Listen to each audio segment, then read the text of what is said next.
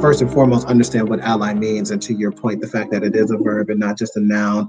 And there's also an awakening of people that thought they were allies before, but now they're realizing they may have been one in title but not one in action. And so part of it, or a big part of it, is really taking action and sticking up for someone in key instances where they really would need that help. In a lot of instances, it happens in meetings sometimes. And I'll give you an example. I was on a call with a bunch of executives not too long ago, and myself and another colleague who happens to be of Asian descent, our names were mispronounced. And we both had a moment where this happened, and we kind of talked to each other behind the scenes via chat. It was like, did that happen?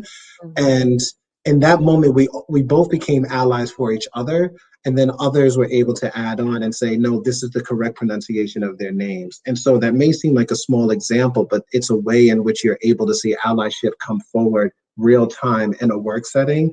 Outside of work, there's of course a lot of things that people could get involved in, a lot of different movements, whether it's through a charity, whether it's through different initiatives that are happening. And so there's a lot of ways to just get involved and just use your voice to speak about things that you feel are an injustice. And that's what allyship looks like. It could start very small and it could build to something big. That's why I use that example in terms of the pronunciation of names, because that's not a huge thing, but it is an example in which people feel a way when you either pronounce their name incorrectly or you say something that seems to be gender charged, racially charged. And it's like, well, do you realize that that was kind of offensive, or it seems to be coming from a place of ignorance, and someone chimes in and corrects them on it?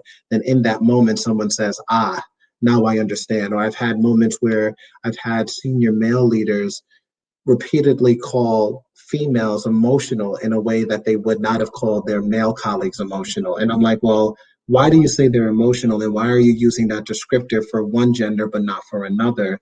That may speak to an unconscious bias that you have.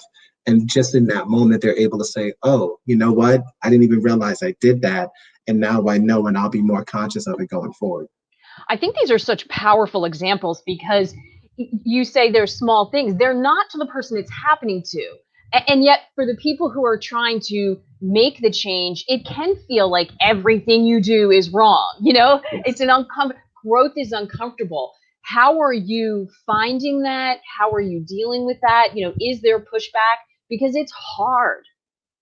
It depends. And that's where I say the big thing is also knowing knowing what an ally is, but as you go into the ally space, you have to be mindful of the fact that everyone is at different places on their journey in terms of understanding what diversity and inclusion looks like, as an example.